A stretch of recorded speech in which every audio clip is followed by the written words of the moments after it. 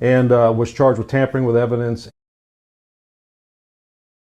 This morning, our internal affairs division arrested one of our deputies, one of our own, Justin Lee. He's a 3-year deputy here at the Martin County Sheriff's Office, and was charged with tampering with evidence and giving a false statement in an official proceeding. Now, I'm going to start from the very beginning. A lot of that, what I'm fixing to tell you, is not evidence in this case, but it'll give you the background of how we got to this arrest.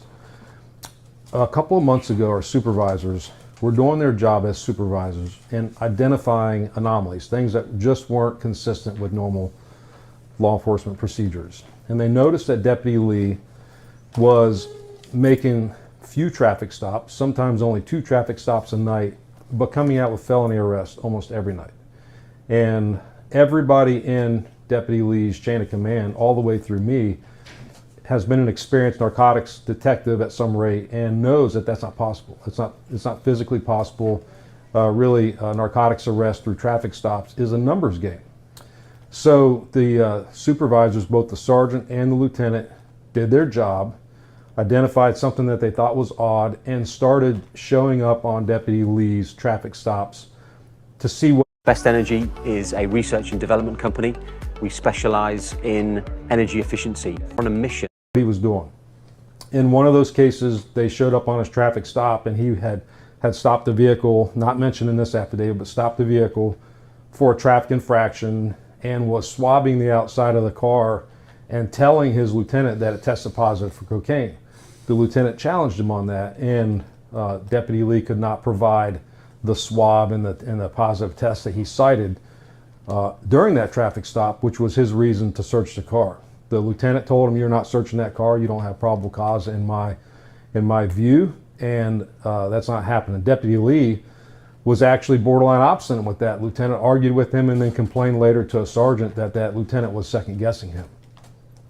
Both the sergeant and the same lieutenant reviewed body camera footage, reviewed multiple case reports, and noticed a trend of overplaying his hand, meaning that while we encouraged deputies to be extremely articulate, he was overly articulate, almost trying to justify his actions as if he was trying to make it up as he went along. Those concerns were brought to me, and because we weren't sure what we had, I ordered an internal affairs investigation on Deputy Lee to try to figure out what exactly was taking place. Part of that investigation was interviewing some of these defendants, most of which were prostitutes that Deputy Lee had arrested for drugs. And in those interviews, our detectives that were doing the interviews learned from multiple females that the girls, had been on prostitution websites and had been solicited by Deputy Lee. Now let me be real clear here, because the details matter. We do sanction operations through the internet where we arrest prostitutes and perverts on a regular basis. So there's a mechanism to do that legally. But we don't allow road patrol deputies in the middle of the night by themselves with no supervision to go out and do this. These girls, multiple girls, provided text messages, screenshots of their interaction with Deputy Lee, and those case agents brought that information back to me. We reviewed it, and then we talked to the state attorney's office, and we asked the state attorney's office if they were aware that these previous interactions before traffic stops were taking place, and their answer was no. One case specifically where 2 girls were arrested, they're highlighted in this affidavit that I provided with you. They were arrested for drug possession after Deputy Lee says they committed a minor traffic violation, and he smelled marijuana in the car. Now, nobody had smoked marijuana in the car. It was an Uber car. The girls didn't smoke marijuana. They had crack cocaine in the car, and they argued back and forth with Deputy Lee. Our detectives went and interviewed those girls. They provided the screenshots of the interactions, what they said. They provided call logs of the times that he called, and they told our detectives that they had provided Deputy Lee with a tag number of their vehicle. So our detectives went, they did a deep dive in our system. They realized that prior to that traffic stop that Deputy Lee did on the car, he had indeed put that tag in the system and refreshed or run it 42 times prior to that car coming to his location where he did the traffic stop. Now fast forward post the arrest. He goes to the state attorney's office. Part of our legal process is a deputy makes a felony arrest. That's just probable cause. That case goes to the state attorney. The state attorney reviews the probable cause to see if there's enough to proceed with filing the case. Part of that is what they call discovery. A deputy or detective, any law enforcement officer, is tasked with providing all information, beneficial to the case, not beneficial to the case, all information about that case, whatever it might be. And in this instance, Assistant State Attorney David Lustgarden, who runs the Stewart office, brought Deputy Lee in. He had him swear under oath, tell the truth, the whole truth, and nothing but the truth, so help you God, which he did, and then they proceeded to do this hearing.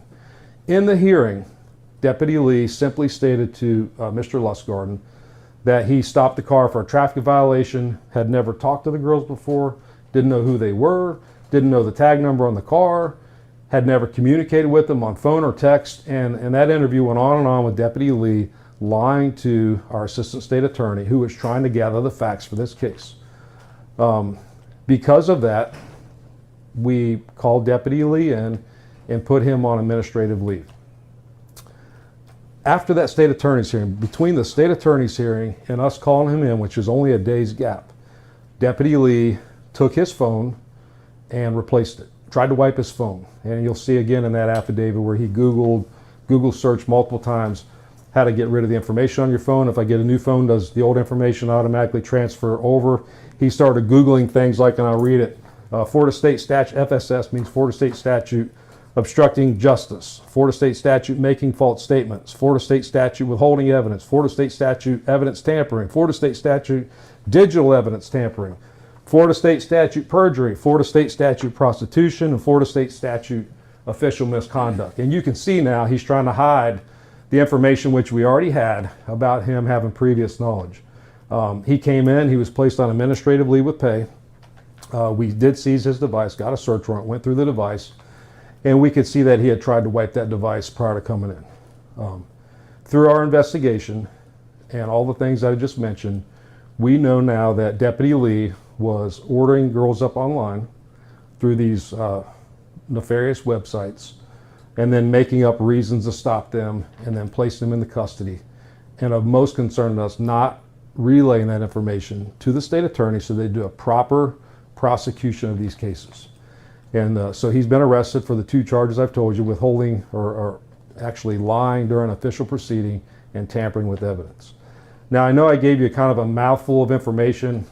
We can do a deep dive. I'll answer any questions about this case and try to make it make the most sense. Yeah. So it sounds like, basically, to put it as simply as you can, he was manufacturing felony cases that were not really legitimate?